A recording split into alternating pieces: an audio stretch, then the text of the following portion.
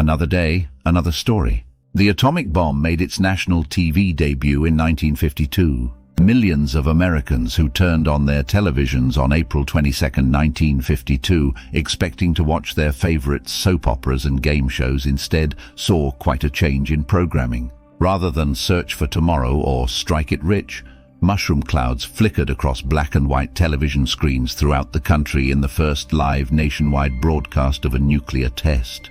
Nevada has a history of being the site for nuclear weapons tests conducted by the United States. Welcome to Tabo Eminent channel. The Nevada test site, now known as the Nevada National Security Site, has been used for over 1,000 nuclear detonations since the 1950s. However, it's important to note that the Comprehensive Nuclear Test Ban Treaty, CTBT, aims to ban all nuclear explosions for both civilian and military purposes, and the United States has not conducted any nuclear tests since 1992. Video, KTLA bomb coverage. Watch footage from the April 22, 1952 test. Since the launch of the Manhattan Project, the United States government had maintained strict secrecy over its nuclear program, with video footage of atomic and hydrogen bomb tests supplied by the Pentagon.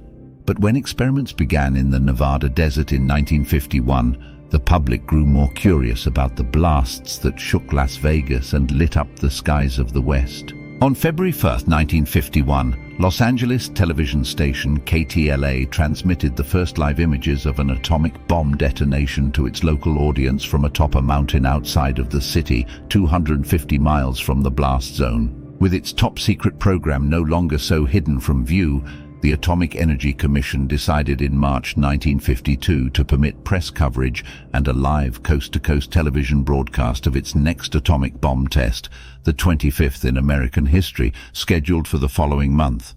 The military decided to throw what Life magazine called an atomic open house, in part to build public support and showcase the A-bomb's humane side by demonstrating, at a time when the Korean War was still raging, that it could be used as a tactical battlefield weapon to shorten wars and ultimately save the lives of American soldiers and civilians. As United Press International's Hugh Bale reported, the military hoped the test would demonstrate that the atom bomb, horrendous as it is in the smashing of cities and their inhabitants, can also be used to expedite the winning of battles in the field and save casualties, and thus could be called an humane weapon.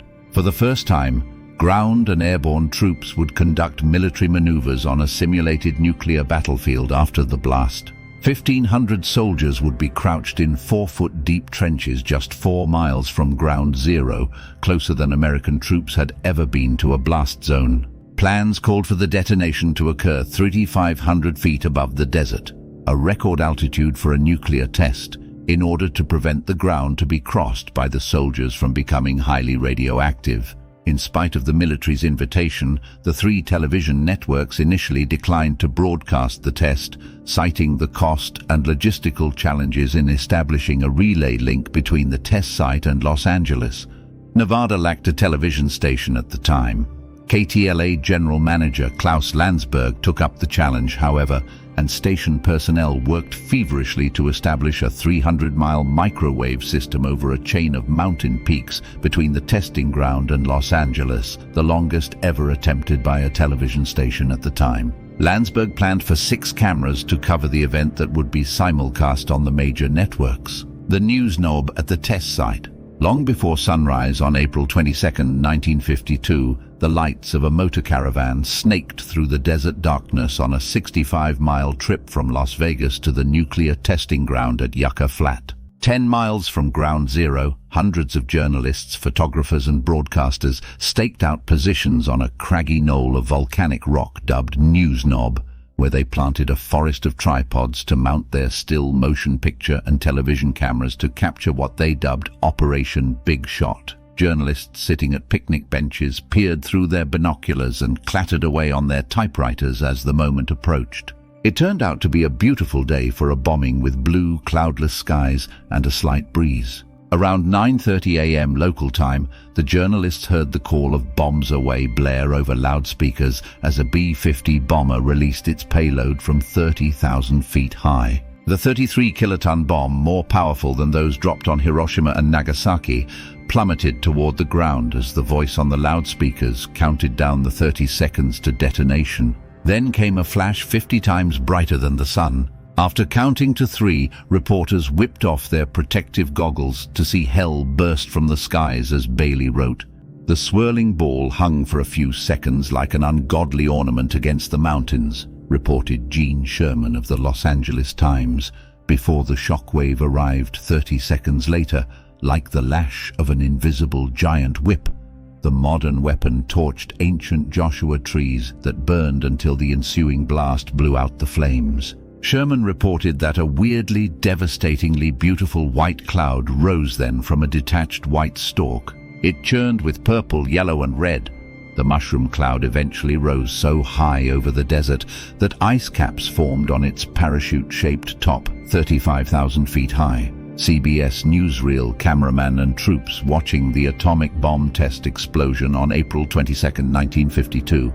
Credit: PhotoQuest Getty Images. While the reporters on scene witnessed a technicolor demonstration of the A-bomb's power, the millions of Americans huddled around their black and white televisions saw a less awe-inspiring sight. When the countdown to the blast hit 0, viewers saw a flash of darkness, not light. The blast temporarily blinded the camera, resulting in an optical malfunction in which the audience saw a tiny pinpoint of white light in a screen full of darkness. As the announcer described the beautiful, tremendous and angry spectacle, viewers struggled to see it at home. Further complicating the broadcast, the power supply at Newsnob failed less than 15 minutes before the blast, knocking the closet cameras out of service. As a result, a more remote camera on Mount Charleston, 40 miles away from the Yucca Flat, captured the blast until power was finally restored and the Newsnob cameras turned on to give viewers a closer look as the mushroom cloud blossomed. Normal programming was resumed before the all-clear was given, and paratroopers jumped from planes and soldiers emerged from the trenches to simulate a battle in Ground Zero. According to the networks, many viewers telephoned to say that everything happened so fast and so far away from the cameras that as a visual spectacle on TV, the blast was a little anticlimactic, reported the New York Times. In spite of the technical difficulties that led Billboard to declare First Atom Bomb telecast a dud, the broadcast generated 35 million viewers, and television networks were not about to abandon the A-bomb as a news story and eyeball grabber. Over the next several years, legendary television news anchors such as Walter Cronkite and Chet Huntley broadcast from Newsnob to report on subsequent atomic tests, much as they would descend upon Cape Canaveral the following decade to cover rocket launches and moonshots. Thanks for watching. Request you to subscribe the channel.